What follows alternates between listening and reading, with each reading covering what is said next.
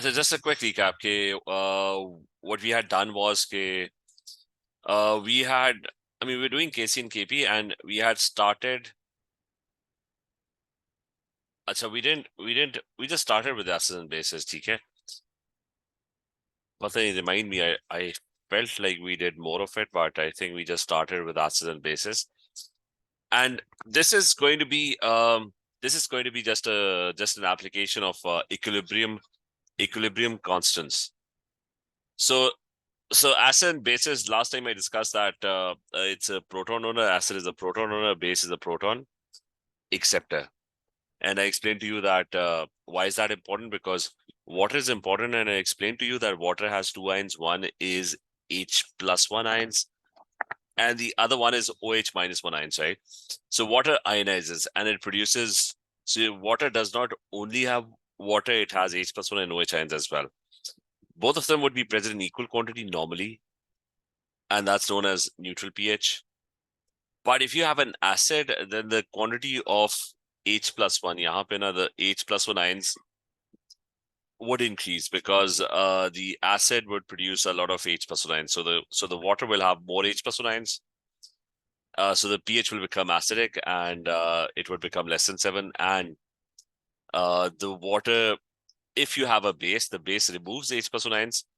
So the quantity of OH ions will be higher compared to H plus one, and that's going to be basic. And I explained to you that every reaction on planet Earth is happening in water.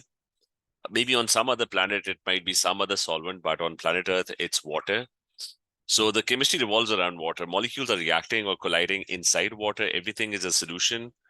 And every reaction has a particular preference. Some reactions prefer more H plus ions, some prefer more OH ions, some prefer both. Some are resistant to pH. They don't really care whether there are H plus one or OH ions. So, but overall, pH is important.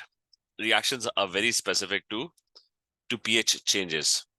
Okay, your stomach reactions, they would prefer an acidic environment. They would prefer that there are more H positive ions. Okay, so we did this basic stuff. Okay, now how is this? So the point is that we need to somehow track this thing. We need to somehow track what is the pH. Okay, if there's something wrong with your blood, maybe there's a pH imbalance. If there's something wrong with your stomach, then maybe there's a pH imbalance, right? And the reactions are not happening optimally. Now, the thing with this equation is that it's a reversible reaction. So let's focus on this equation. It's a reversible reaction. So I've got, so let's say I've got, if I rewrite this reaction in reality is actually this reaction. It's water reacting with another water molecule. Now, one of the water molecules loses an H plus one, so it becomes OH minus one. And the other water molecule ends up gaining an H plus one, and it instead becomes H3O plus one.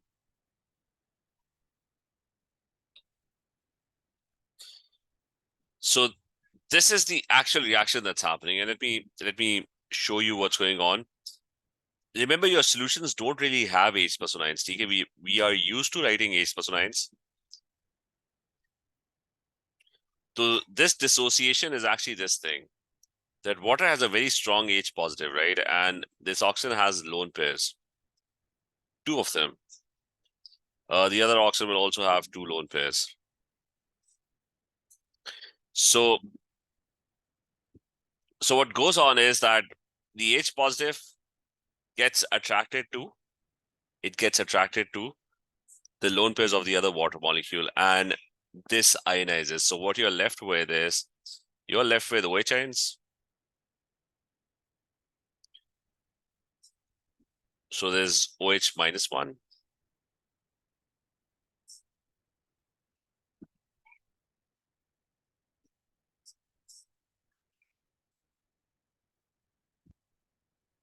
And the other thing is that the other water molecule ends up grabbing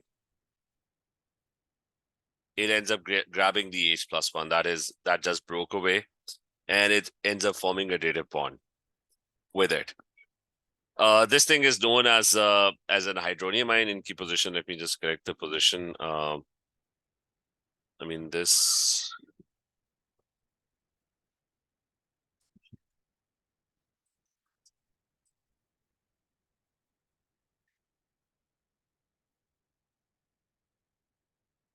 Actually, this thing. ये clear है? Is this clear? Tasneem, is this clear? Salia, Saad, Ahmed, is this clear? Yes, Achha, so remember this. What you've always been taught, H+O ions, you don't have H+O ions in water. Okay? In reality, it's actually H3O+1. So keep this in mind, that this H3O+1, whenever you see H+1 ions aqueous, it's actually H3O+1 ions that you're actually talking about. Okay? So in water, you don't really have these ions. Okay? So keep this in mind. Achha, now the equation that you're dealing with, it's basically just a simplified version of this, because people don't really use this equation a lot. So let me highlight this. So this equation and the equation that we wrote earlier, that they're exactly the same equation. So it's water ionizing,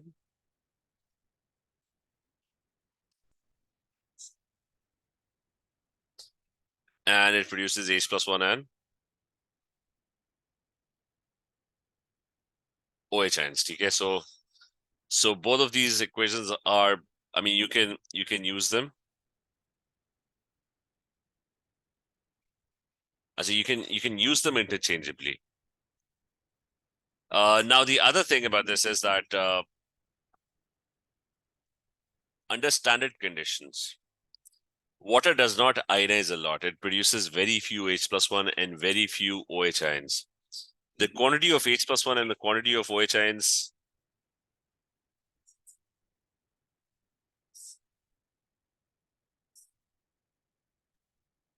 is very less.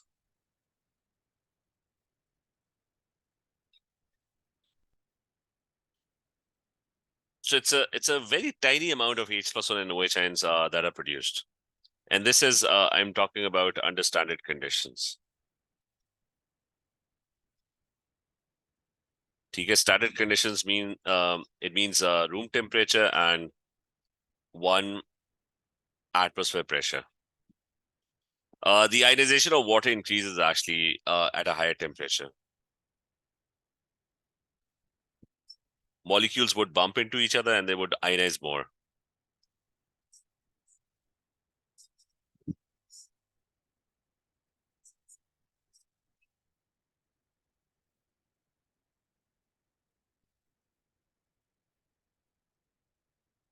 Okay, your ionization increases. So this is what's happening. Now, since it's an equilibrium reaction, it's going to have a Kc. It's going to have an equilibrium constant. The equilibrium constant is basically product concentration divided by, so it's product concentration divided by reactant concentration.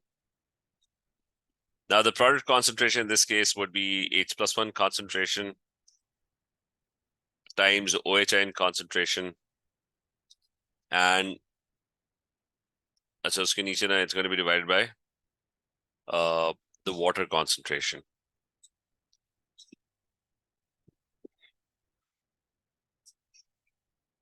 Right? Product concentration divided by reactant concentration. So that's your Kc for this reaction. Except that, remember this, that when water is in large excess, its concentration is almost considered to be constant, right? So water is in large excess because, I mean, the entire solution is water.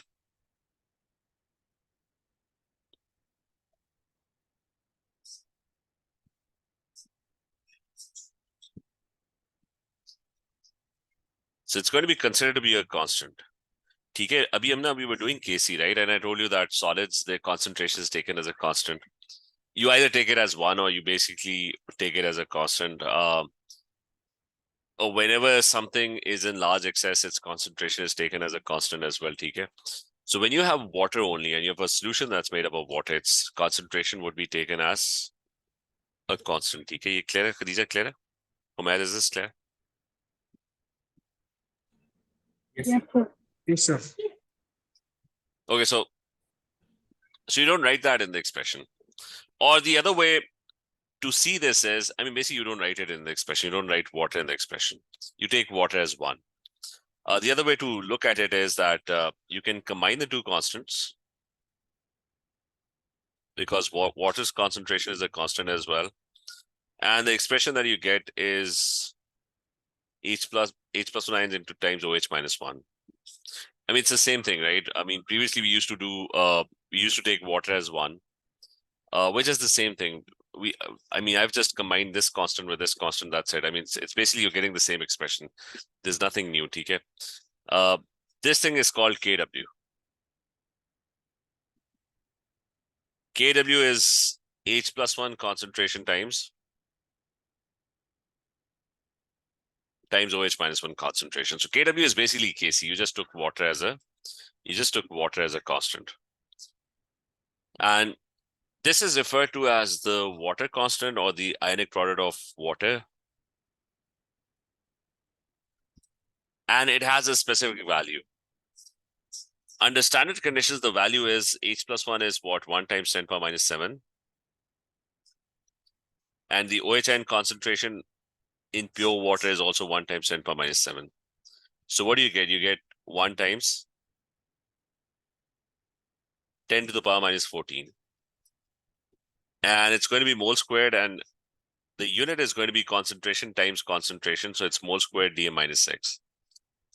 So I figured out the unit as well. Okay, so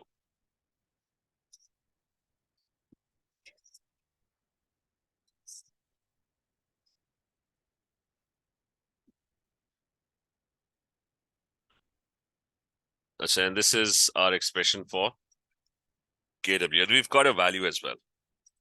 Is this part clear? Yes, sir. Yes.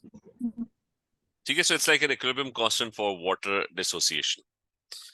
Okay, it's just Kc for water dissociation or ionization. Now, the thing with these constants, these equilibrium constants, is that this value is going to be a constant. It's always going to be a constant.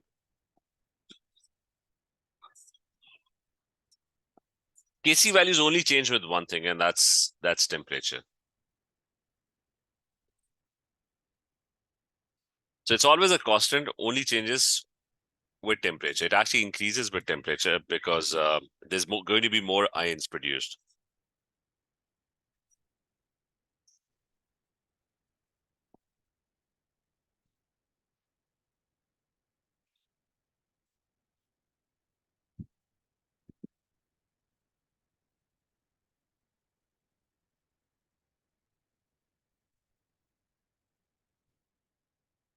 As it increases as ionization of water increases at higher temperature. So you get more H plus 1 and you get more OH ions. So obviously you get more dissociation. अच्छा उससे आगे part ये कि so it's a constant, right? And it's always going to be a constant, no matter if the conditions are acidic. Because if the conditions are acidic, that means the value of KW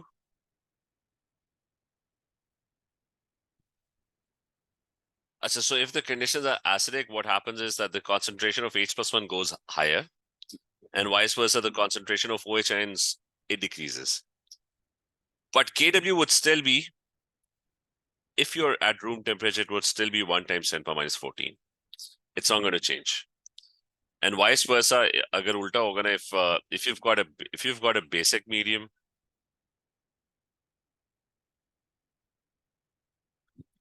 then what happens that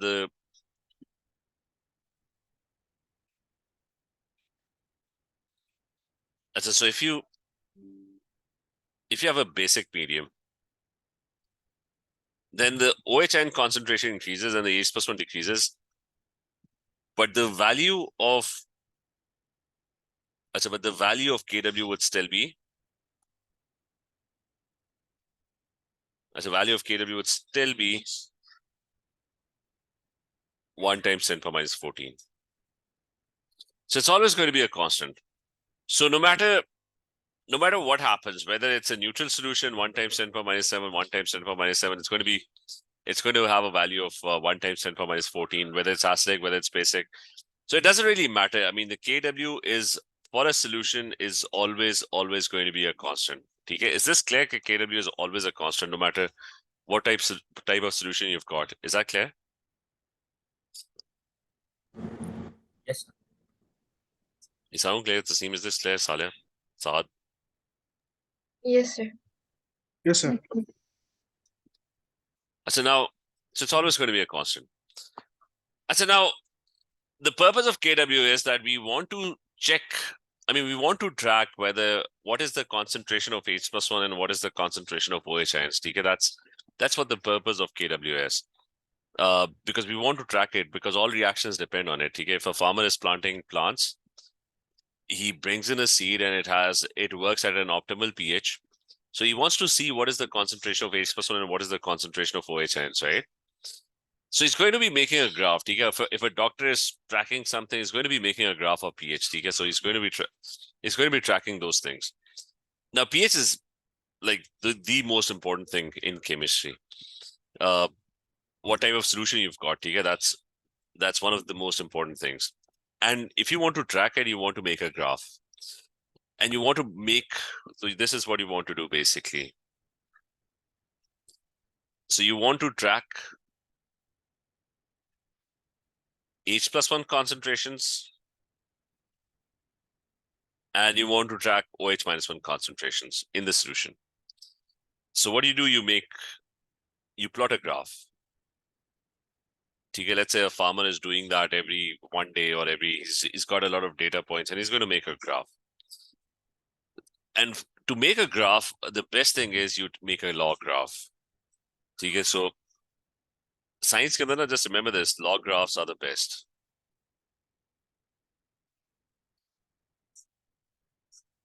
Does anyone know why log graphs are the best?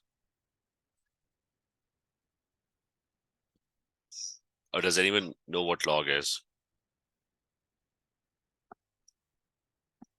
Yeah, Umaid, any idea what does log do? So is it because it makes it easier to plot the powers, 10 power of negative 14, such and such? See, basically, what does log base 10 do? That it expresses values in the powers of 10. So for example, if I have these two numbers, and there's a number that's... Now, it's very hard to plot both numbers on the same piece of graph paper because it's very hard to actually figure out the range, right? It's very hard to actually plot both numbers on the same graph. But if you express this in the power of 10, what is this number in the power of 10? This point, this is going to be 10 power what? Minus 5? And what is this number? This is, I think, 10 to the power 5. Correct me if I'm wrong. Now, what log would do is log expresses values in the powers of 10. So this would be minus 5. And this would be 5. So these numbers which were really big and which were really small, one of them was very small and the other one was very big. Now they can be easily plotted on the same piece of graph paper. It's very easy to plot minus 5 and 5 on a graph paper, right? So the idea of log is that all your numbers, the entire number range, you can sum that number range from 10 to minus 10. Like the biggest number that you're ever going to have is probably going to be 10 power 10, right? They're bigger numbers, but normally the biggest number you'll probably deal with is 10 power 10, right? So log would give you 10 for that. The smallest number that you're probably going to deal with is 10 power minus 10, right? So if you take log of that, that's going to give you minus 10. So your entire number range actually fits between 10 and minus 10. So you get very manageable numbers if you go into log. Okay, is this part clear? ये clear है सारों को? Yes, sir. Yes. Yes. So just remember कि science में ना, they always make a log graph. Okay, it's because you just get rid of the whole range scenario, right? Well, log actually has a problem as well, and that is that log is good for like if the range is like really big, but if the difference in numbers are very small, then log is not that good. Okay, it's not going to be that helpful. So, as anyway, so you make a log graph, right? And let me just tell you what properties of log is that. As remember, a times b. If you take log of that, that will give you log a plus log b. इसका मतलब ये कि if I tell you the meaning of this is if I have 10 power 2 multiplied by 10 power 3, the answer would be what? 10 power 2 plus 3, right? So if the numbers are getting multiplied, in terms of log, they're getting added up. Like, I mean, the two numbers are getting multiplied, but look at the powers. The powers are actually getting added up, okay? So if numbers are getting multiplied, their log values are actually getting added up. The powers are actually getting added, okay? So multiplication is actually addition in log. I said the other thing is that you have to know that, and similarly, division is actually subtraction, right? We're not really dividing, but I'll just tell you that log a divided by b is actually log a minus log b. You see that if I divide 10 power 2 by 10 power 3, so what do I get? I get 10 power 2 minus 3, right? So basically the powers, if the numbers are getting divided, the powers are actually getting subtracted, right? So if the numbers are getting divided, the log values, which are basically the power values, they're actually getting subtracted. And there's another identity, which is that, which is this one. Log of a power b is actually b log of a. Okay, that's another identity. I don't think you'll be using any. I don't think you would be using many of them. Maybe you've studied in math. Okay, you'll study it in a lot more detail. You'll just need to know the basic function of a log, or even basic. If you're not even studying math, you just need to know that there's a button on your calculator that's log. Okay, that's it. There's a button on your calculator that's log. Now, so now the thing is, we just got carried away. So we plan on making a log graph, right? So let me come back to that. Okay, we'll focus on the identities later. Okay, they're not that important. So the purpose was we're going to try and make a log graph.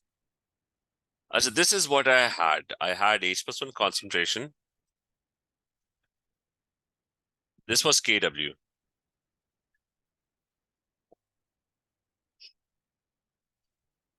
And under standard conditions, the value was 1 times 10 power minus 14.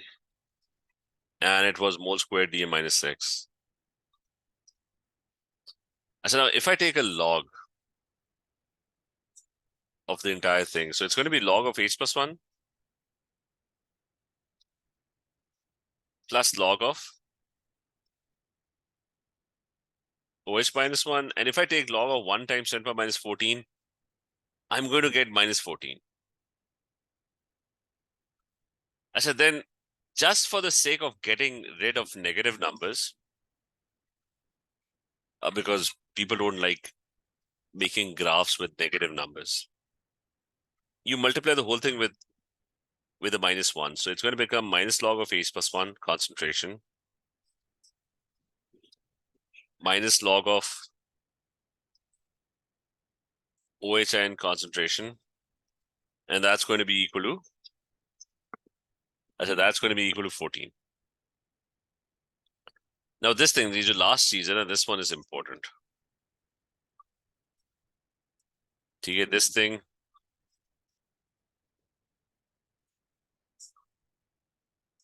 I said this thing is important.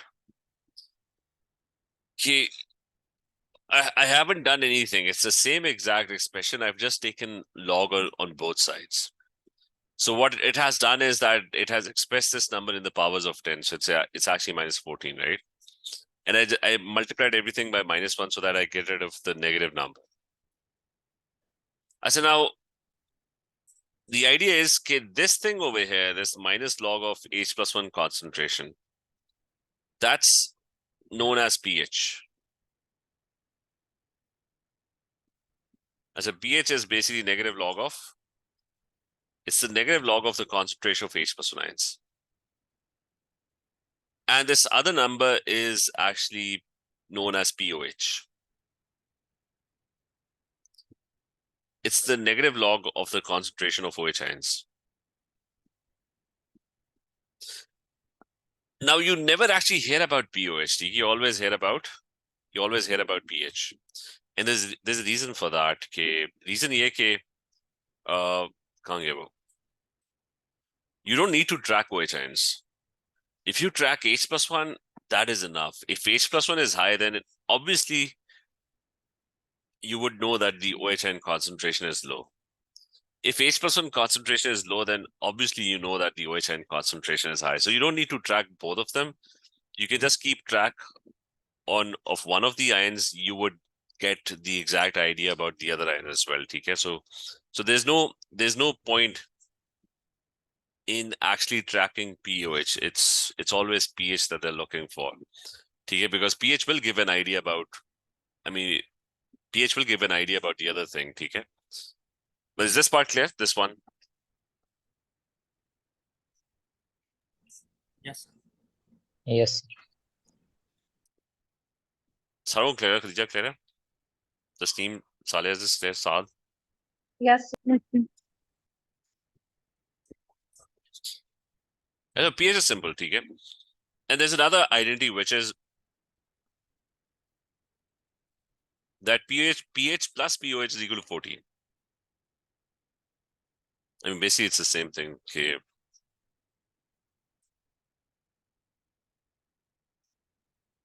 This is pH and this is POH, and together they're going to be equal to 14. So I'll just focus on pH for a while.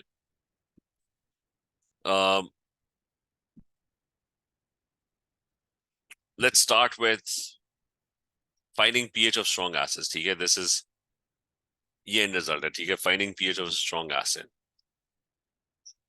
So when we do weak acids, that's going to be tricky. Okay? But strong acids, that's easy.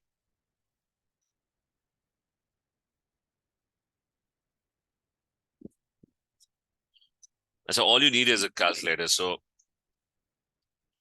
let's say number 1. A strong acid fully ionizes, right?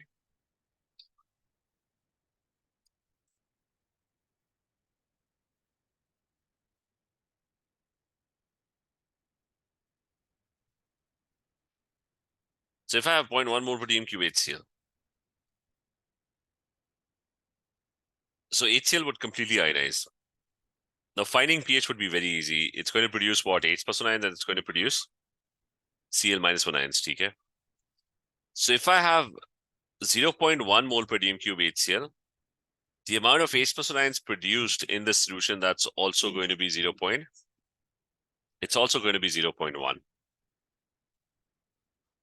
So pretty easy to find pH. What is the pH?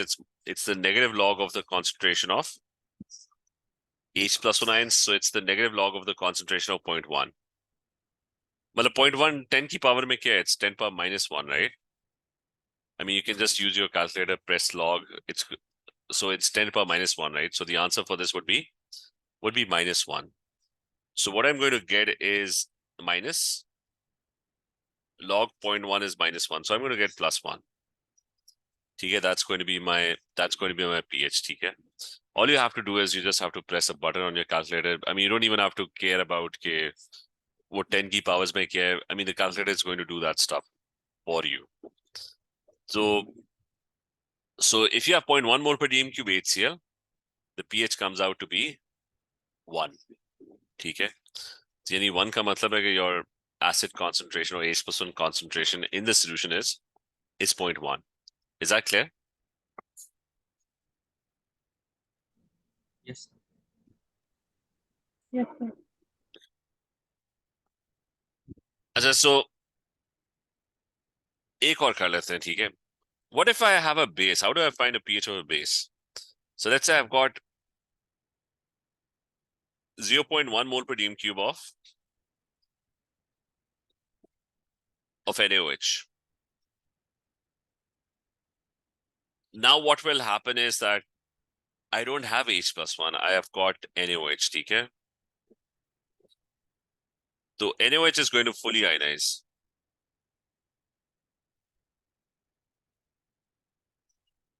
And it's going to produce Na+1 and OH ions. So if it's 0.1 mole per dm cube NaOH, so OH ions kitne honge? That's going to be 0.1 mole per dm cube as well, right?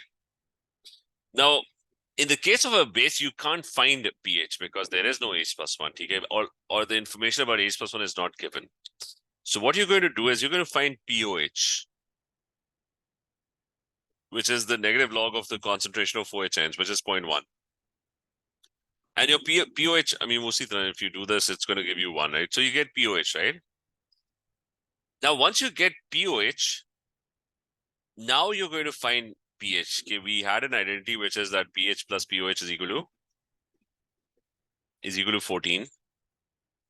So if I plug this in, pH would be equal to 14 minus 1. That's going to give me 13. Okay. So for bases, you don't actually calculate pH. You actually calculate POH. And from POH, you actually calculate pH.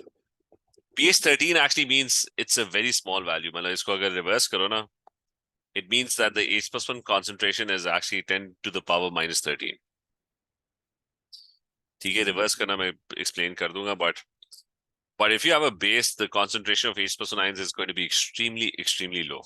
ठीक है, तो ये clear है अभी बिल्कुल basics. Strong acid, you can find the pH directly. Weak, strong bases, you calculate pH, POH, and from POH you end up calculating pH. ठीक है, is this clear?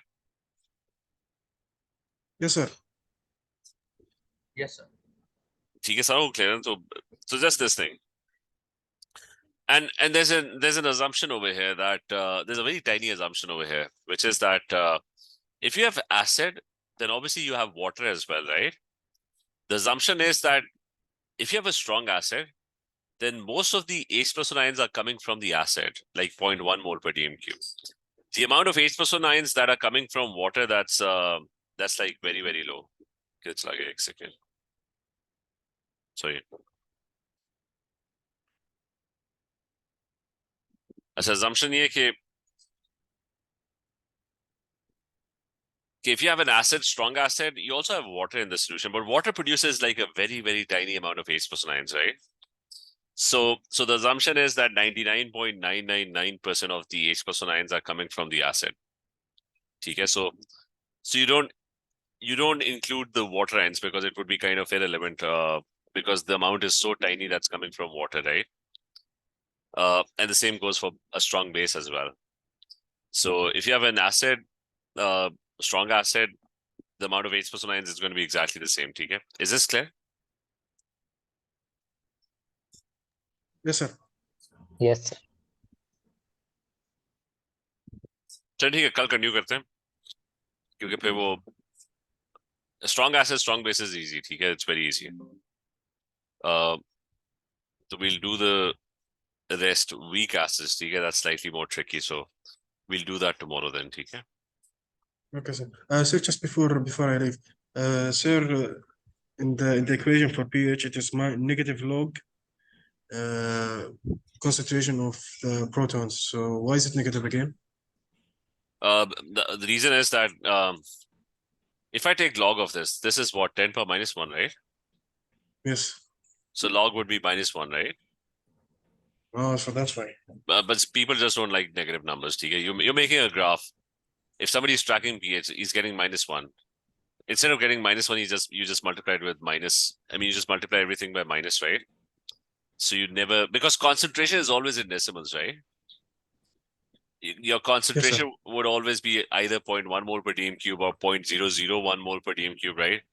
So since concentration is always in decimals, your log value would always be a negative number.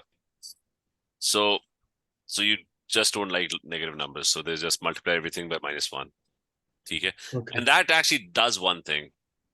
That when you multiply something with a negative number, when you multiply any equation with a negative number, it inverts everything. For example, I've got 2 and 3, right? So 3 is the bigger one, right? Yes. If I multiply everything by -1, right? Now which one is the Then it negative number? inverts it. So It's -2. so which is why the log scale is actually inverted. Oh, It's the other way around. It's going the other way around because you multiplied everything by a negative number. So all the values, the bigger value is actually now the smaller value, and the smaller value is the bigger value, yes, sir. right? Okay. Because Yes, sir. 13 means 10 to the power -13. One Yes, sir. It means inverts everything. one Negative means one. 10 power -1, right? So Yes. 10 power -1 is actually bigger. 10 power -13 is actually smaller. So 13 is actually smaller, and pH1 is actually bigger in size. Mhm. Okay. So let's Yes, sir. discuss. Continue tomorrow then. Okay, sir. So, thank you, sir. Okay, love this.